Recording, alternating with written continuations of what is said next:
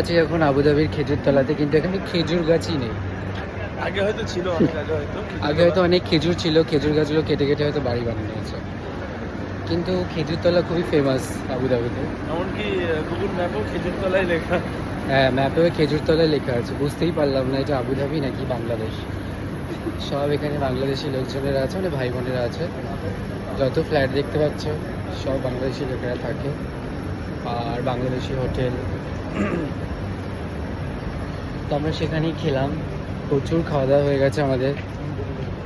খেয়েছি মানে হয় ভাত, ডাল, আলু সিদ্ধ, ডিম ভাজা, বেলে মাছ, রুই মাছ, চিকেন, লোটে মাছ। মানে পুরো হোটেলের লোক আমাদেরকেই দেখছিল যে এত এরা কী করে খেলো। আশেপাশের লোকজনকে আলোচনাও করছিল যে আমরা হচ্ছে যে মনে হয় অনেকদিন পরে খাচ্ছি, কিন্তু আমরাও নির্লজ্জের মতো খেয়ে গেলাম আর কি, তাই না? কিন্তু আমার ওই একটাই আশ্চর্য লাগছে যে খেজুরতলাতে খেজুর গাছ দেখতে পেলাম না একটা।